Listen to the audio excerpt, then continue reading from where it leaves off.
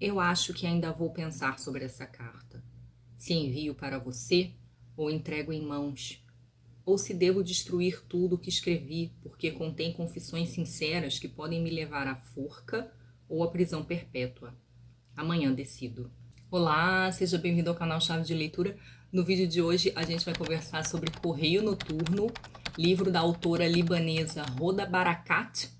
A Hoda é uma autora premiada que com esse livro ganhou o Prêmio Internacional da Ficção Árabe, e esse livro, publicado originalmente em 2017, saiu aqui no Brasil em 2020 pela editora Tabla. É um romance com uma estrutura muito original e que eu gostei muito, assim, foi um livro que eu devorei. A proposta dele é curiosa, ele é dividido em 3 capítulos. O primeiro deles chama Janelas, o segundo chama Aeroporto e o terceiro é um epílogo que chama A Morte do Carteiro. Na primeira parte, nós temos cartas.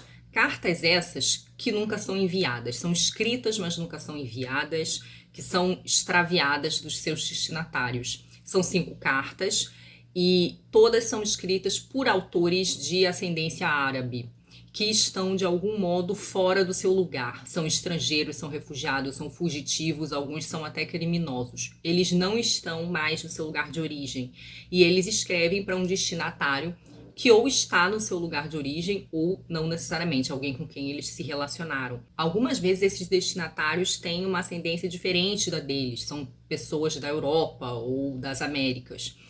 E essas cartas têm um peso bastante confessional.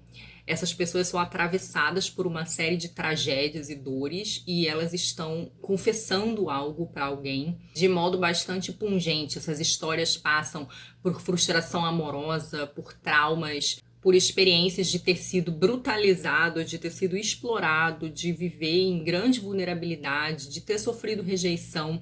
Eu vou falar mais ou menos um pouco sobre quem são os remetentes dessas cartas não enviadas. O primeiro deles é um homem que teve um relacionamento amoroso com uma mulher que parece não ser árabe como ele. Nenhum desses personagens, assim, aqui nesse livro a gente não sabe o nome dos personagens, nem o lugar de onde eles são. Às vezes a gente suspeita que boa parte deles está na França, que esse lugar estrangeiro onde eles estão é a França, talvez porque seja o país onde a autora é radicada atualmente, e por algumas indicações do tipo uma vizinha argelina ou algo do tipo, mas os países de origem a gente nunca sabe qual é. Então a gente tem esse homem na primeira carta e ele escreve para sua amante. Ele tem uma relação de frustração com ela, é um relacionamento muito esquisito.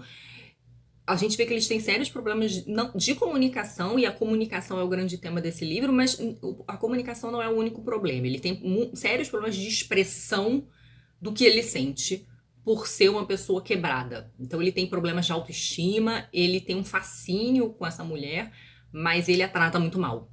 E ele morre de ciúmes dela e ele repele ela em vários momentos, então é um relacionamento super estranho. É uma primeira carta muito incômoda. Isso é uma coisa, acho que boa para avisar, porque foi uma carta que eu acho que quase me fez abandonar o livro. Porque esse narrador é muito incômodo, né? Foi um narrador que me desestabilizou um bocado. A segunda carta é uma carta que uma mulher escreve para o seu ex-amante ou um ex-namorado. É uma mulher que marcou um encontro com esse ex-casinho do passado e eles já moravam em países estrangeiros. Eles marcam de se encontrar nesse país, provavelmente a França. Ele vindo do Canadá e ela vindo desse país, que ela não fala onde é.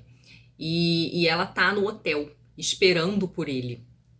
Acontece que lá no quarto de hotel, na verdade numa parte do hotel, que acho que não é necessariamente o quarto, acho que é a recepção, ela encontra uma carta. Ela vai pegar uma outra coisa, encontra esse papel e é uma carta. E é a carta do narrador anterior, do homem que escreveu para sua amante. E aí, então, lendo a carta daquele homem, ela decide escrever também uma carta enquanto ela espera o seu amante canadense chegar. E aí ela vai escrevendo e vai fazendo reflexões, por exemplo, sobre a velhice, né, sobre o processo de envelhecimento, não a velhice, mas o processo de envelhecimento, vai fazendo algumas especulações sobre esse reencontro. Na terceira carta, como é de se supor, a carta dessa mulher vai ser encontrada por um outro leitor.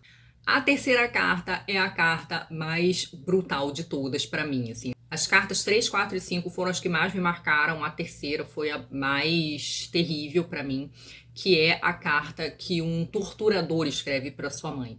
Esse homem é um homem com uma história de muita brutalização, assim, no seu país de origem, uma pessoa que foi muito violentada de formas muito inimagináveis, assim, e ele acaba se tornando um torturador também. E ele passa por uma história complicadíssima de fuga e enfim, imigração ilegal e de tentar sobreviver e fugir das pessoas para quem ele trabalhava.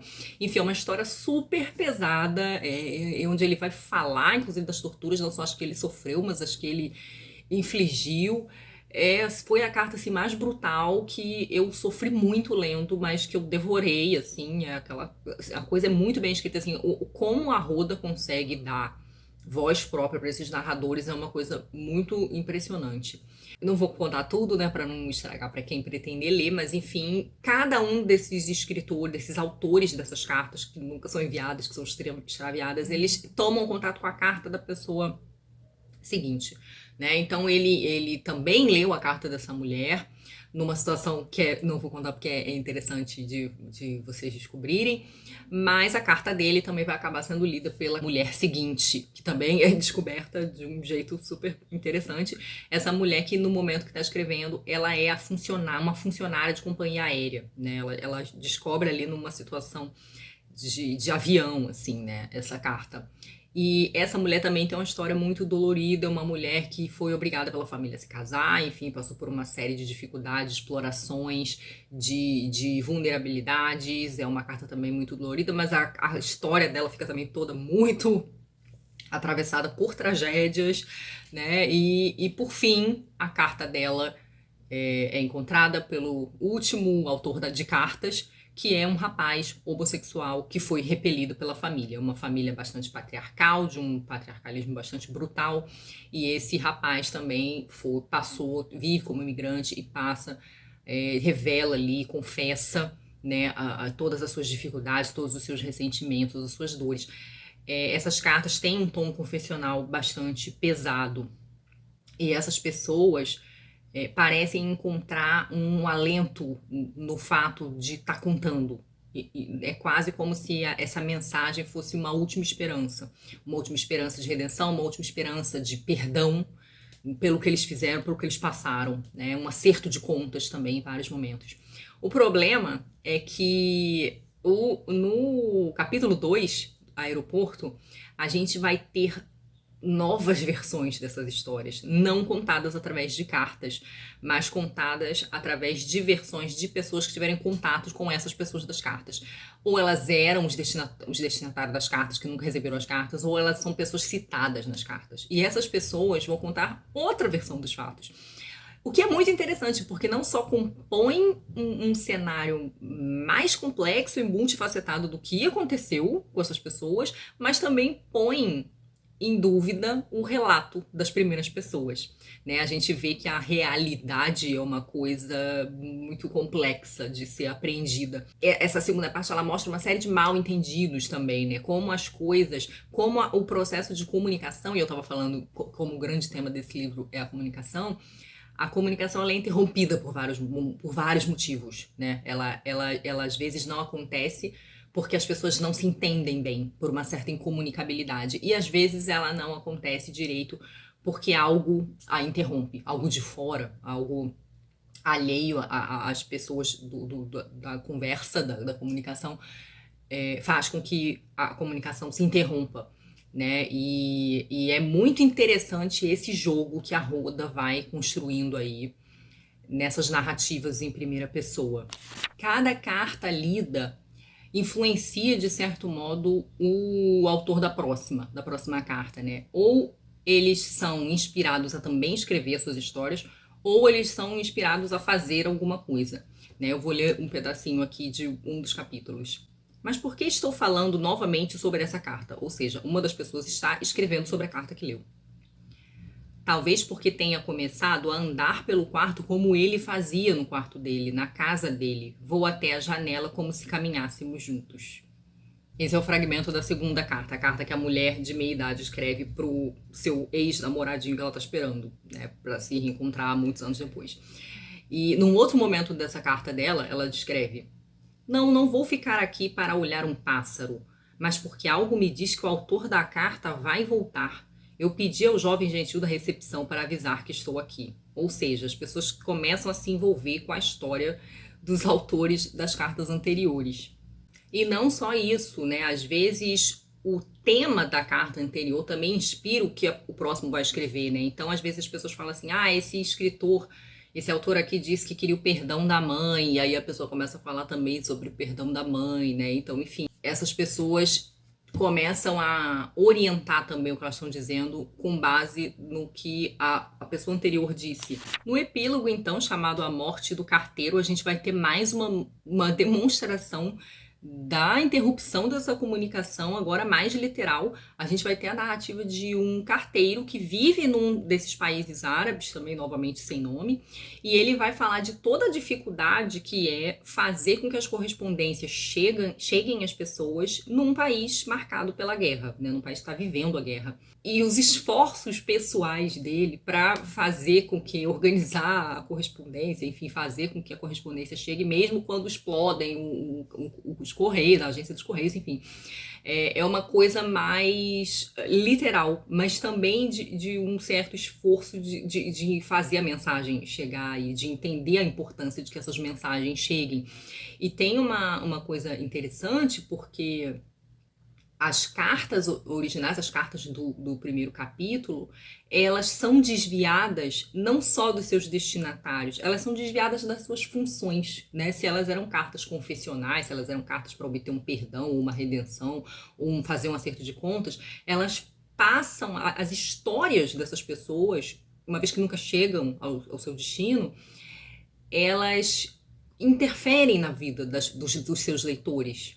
E inspiram esses leitores a uma mobilização, uma espécie de mobilização. Então também é um livro sobre o poder da mensagem, né? Eu acho que ele é um livro sobre a esperança na comunicação e a fé, o poder da mensagem. E é interessante porque como essas pessoas são todas atravessadas por tragédias e brutalidades, talvez a escrita, esse registro da memória, esse registro da própria história ou da própria versão, é tudo que eles têm, né? Porque essas pessoas estão numa situação de vulnerabilidade muito grande, né? Como um dos autores das cartas disse, essas pessoas são aqueles que a vida lança com força às margens do isolamento e condena à reclusão obrigatória no curral dos invisíveis, onde eles não veem ninguém e onde ninguém os vê.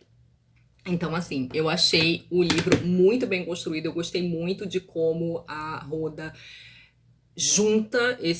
relaciona, na verdade, esses capítulos, né, as cartas confessionais com as outras versões e com mais essa demonstração meio direta e prática das dificuldades de fazer a comunicação acontecer e a mensagem chegar, mas também da importância que essas coisas parecem ter para pessoas em situação de trauma, de violência, de extrema vulnerabilidade, ainda que a função original dos seus escritos se perca, né? E eu achei assim interessantíssimo o livro, achei ele muito bem pensado, muito bem articulado. Eu fiquei muito impressionada com o modo como a Rhoda consegue criar essas vozes de modos muito distintos, essas pessoas que são muito diferentes, que passaram por coisas muito diferentes, né? E além, claro, de ter um interesse particular para mim, que é trazer um pouco mais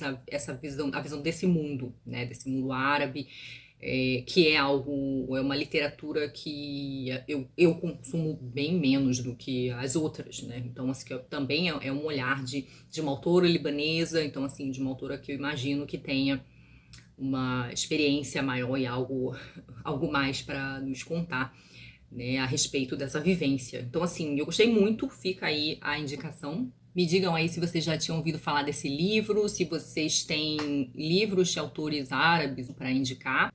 Muito obrigada pela companhia, muito obrigada aos apoiadores e membros por apoiar o meu trabalho.